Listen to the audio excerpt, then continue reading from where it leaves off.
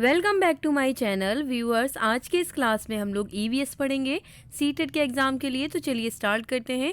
Video अच्छी लगे तो लाइक शेयर सब्सक्राइब ज़रूर कीजिएगा। जैसा कि आपके सीटेट के सिलेबस में भोजन भी है, तो आज हम लोग इस वीडियो में देखने वाले हैं कुछ मेन पॉइंट्स जो कि भोजन से रिलेटेड है। ठीक है, देखिए यहाँ पे आप देख पा रहे होंगे, यहाँ पे ली चैन है। ली चैन क्या कह रही है? मैं हांगकांग में रहती हूँ, मुझे और मेरी माँ को सांप खाना बहुत पसंद है। जब भी हमारी सांप खाने की इच्छा होती है तब हम पास के एक होटल में जाकर लिंग हू फैन खाते हैं। तो आपको याद क्या रखना है? आपको याद ये रखना है कि हांगकांग में सांप से बनी हुई डिश होती है जिसका नाम क्या होता है? लिंग हू फैन होता है। ओके, मूव करते हैं नेक्स्ट पॉइंट पे। नेक्स्ट पॉइंट देखिए क्या है, यहाँ पे आपको दिख रही होगी जूनी। जूनी क्या कह रही है? मैं कश्मीर में रहती हूँ, सरसों के तेल में बनी मछली मुझे बहुत पसंद है। ठीक है, एक बार हम गोवा गए थे, वहाँ हमने मछली खाई पर स्वाद बहुत ही अलग था। माँ ने कहा, अरे ये तो नारियल के तेल में बनी समुद्र की मछली है, स्वाद तो अलग होगा ही। तो आपको इस पॉइंट से क्या मिला? देखिए इस पॉइंट में आपको याद क्या रखना है कि कश्मीर में सरसों के तेल से मछली बनती है और गोवा में नारियल के तेल से समुद्र की मछली बनाई जाती है। ठीक है, इन दो अहम पॉइंट को ध्यान रखिएगा। और इससे पहला जो पॉइंट था कि हांगकांग में सांप से बनी डिश होती है जिसका नाम क्या है? लिंग हू फैन है। अगला पॉइंट देखिए क्या, यहाँ पे आपको टॉम्स दिख रहा होगा। टॉम्स क्या कह रहा है? मैं केरल में रहता हूँ, मुझे सबसे अच्छी दो चीज़ें लगती हैं, वह चीज़ें मेरे घर के आंगन में ही उगती हैं।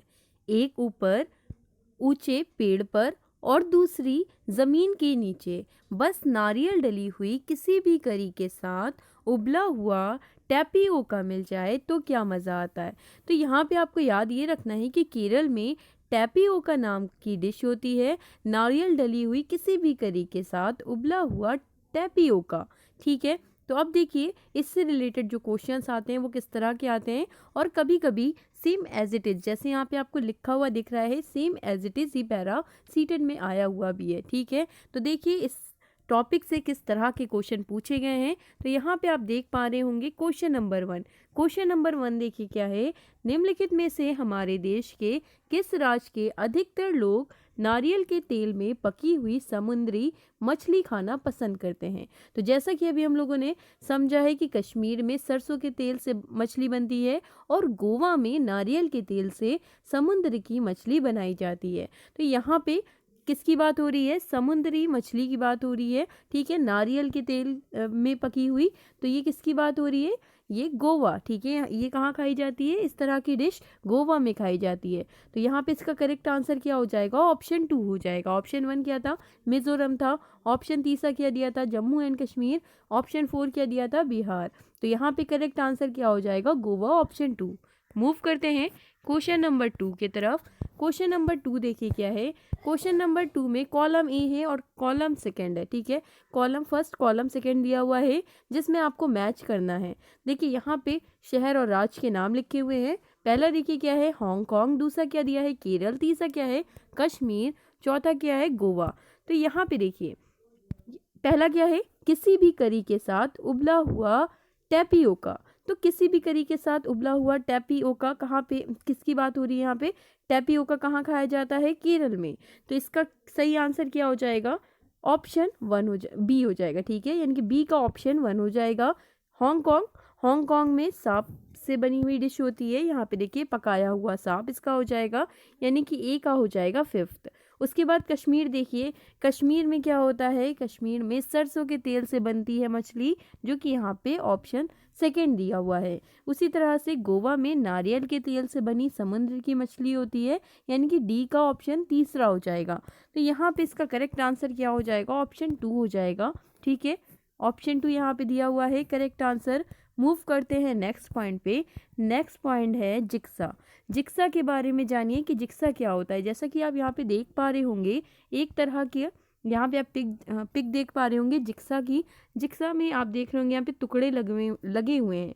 तो इस तरह के टुकड़े, यानी कि एक तरह की एक्टिविटीज़ कराई जाती है जिसमें बच्चों को अलग अलग यहाँ पे टुकड़े होते हैं, बच्चे इसमें क्या कहते हैं, टुकड़े लगाते हैं, एक तरह की पजल्स होती है। तो यहाँ पे देखिए क्या लिखा है, जिक्सा ऐसा बनाया जाए कि उसमें चुनौती हो, सीधे सीधे टुकड़े ना हो जो आसानी से ही जोड़े जा सके। ठीक है, सीधे सीधे टुकड़े नहीं होने चाहिए, थोड़ी सी चुनौती होनी चाहिए। इस तरह की एक्टिविटीज़ बच्चों को दी जाती है। ठीक है, तो जिक्सा क्या है, जिक्सा एक तरह की पजल होती है, ध्यान रखिएगा। मूव करते हैं नेक्स्ट पॉइंट पे। नेक्स्ट पॉइंट देखिए क्या है, यहाँ पे आपको पक्षी दिख रही होगी, कठफोड़वा। तो यहाँ पे देखिए क्या लिखा है, पेड़ के डैश में छेद बनाऊं, उसमें छिपे कीड़े मैं खाऊं, टुक टुक करता जाता हूँ, कठफोड़वा कहलाता हूँ। तो आपको ध्यान रखना है कि कठफोड़वा पक्षी पेड़ों में छेद बनाकर छिपे कीड़े मकुड़ों को खाकर टुक टुक करती है। ठीक है, अगला देखिए पॉइंट क्या है। पॉइंट देखिए क्या है, मैना के बारे में है और उल्लू के बारे में है।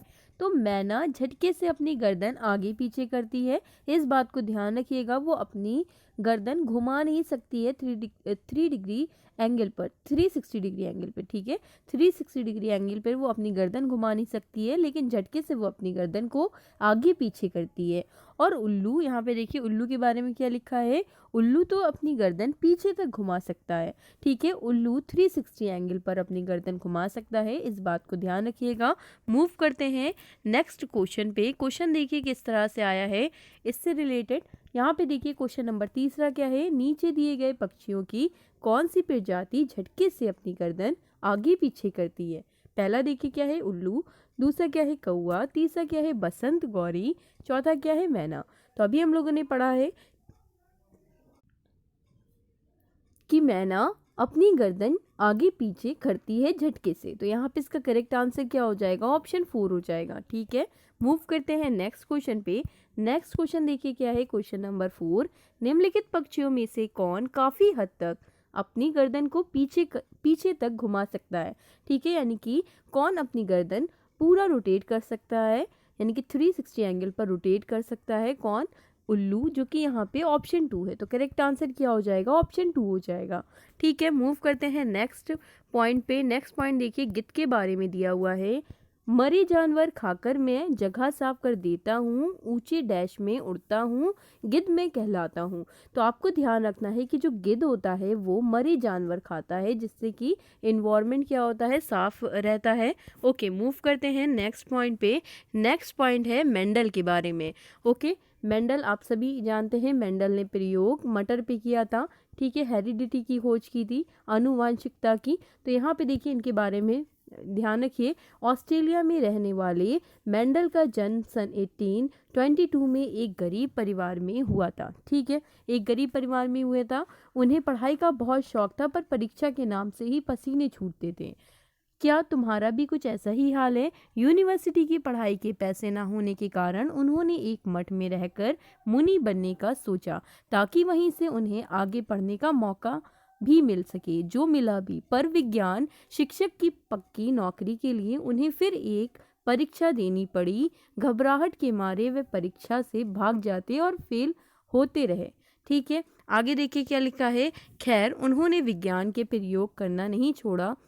7 साल तक मठ के बगीचे में 28,000 पौधे पर बारीकी से कई प्रयोग किए, ढेरों आंकड़े इकट्ठा किए और एक नई बात खोज निकाली, ऐसी बात जो उस समय के वैज्ञानिकों को समझ ही नहीं आई थी। मेंडल के मरने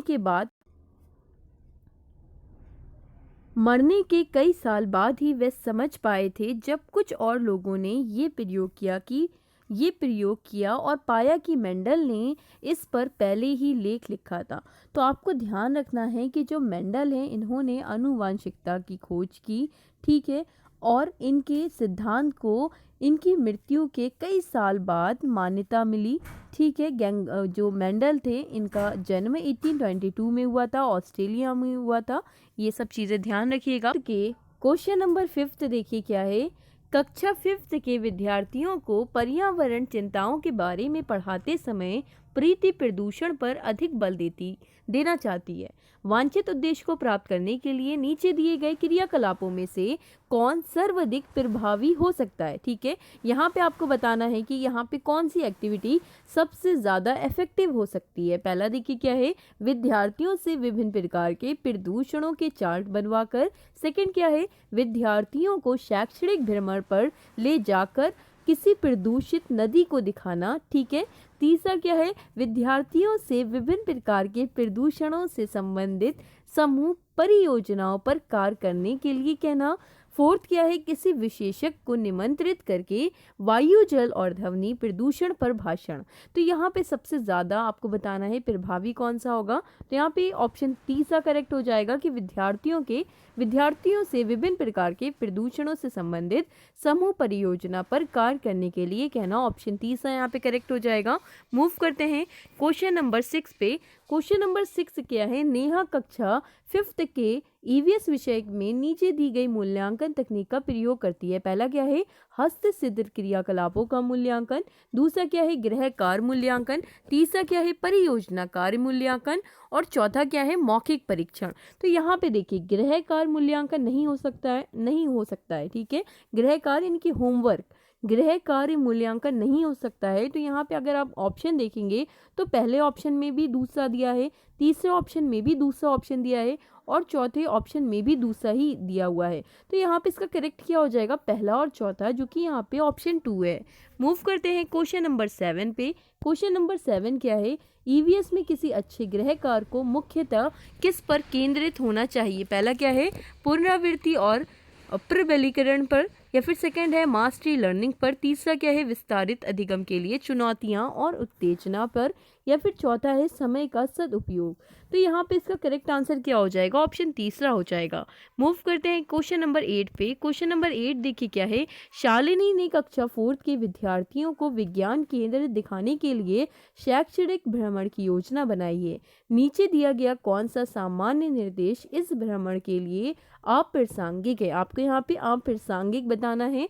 तो पहला देखिए क्या है, प्रदर्शन के समय अपनी शंकाओं के विषय में प्रश्न पूछना, जो कि बिल्कुल सही है। दूसरा क्या है, अपना दिन भर का पूरा बस्ता लेकर आना। तीसरा क्या है, बिना मुझे सूचित किए कहीं न जाना। चौथा क्या है, अपने साथ पेन और नोट पैड ले जाना। तो यहाँ पे ऑप्शन जो दूसरा दिया है यही क्या है, अप्रासंगिक है। तो यहाँ पे ऑप्शन 2 करेक्ट हो जाएगा कि अपना दिन भर का पूरा बस्ता लेकर आना, यही क्या है, अप्रासंगिक है। ठीक है, बाकी देखिए पहला जो ऑप्शन था प्रश्न पूछना, बिल्कुल सही बात है। अगर आपको कोई भी शंका है या आपके मन में कोई भी सवाल है तो आप क्वेश्चन पूछें। ठीक है, बिना मुझे सूचित किए कहीं ना जाना, तो ये भी बिल्कुल सही है। और अपने साथ पेन और नोट पैड ले जाना, ये भी बिल्कुल सही है, ताकि आपको अगर कोई पॉइंट नोट करना है तो आप नोट पैड लेकर जाएं। ठीक है, मूव करते हैं क्वेश्चन नंबर 9 पे। क्वेश्चन नंबर 9 क्या है, 4 भावी शिक्षकों से कक्षा 5th के विद्यार्थियों के लिए मूल विषय यात्रा पर प्रस्तुतिकरण बनाने के लिए कहा गया। प्रत्येक ने निम्नलिखित नीतियों में से किसी एक पर मुख्य रूप से केंद्रित किया। ठीक है, नीतियों में से किसी एक पर मुख्य रूप से केंद्रित किया। पहला क्या है, यात्रा के विभिन्न साधनों विधियों को दर्शाने वाले चार्ट का उपयोग और उनकी व्याख्या। दूसरा क्या है, पाठ्य पुस्तक की विषय वस्तु के उपयोग द्वारा यात्रा की विभिन्न विधियों की व्याख्या। तीसरा क्या है, विद्यार्थियों से यात्रा के विभिन्न साधनों के चित्र एकत्रित करके स्क्रैप बुक बनाने के लिए कहना। चौथा क्या है, विद्यार्थियों से यात्रा में उपयोग किए गए विभिन्न साधनों के अनुभवों का वर्णन करने के लिए कहना।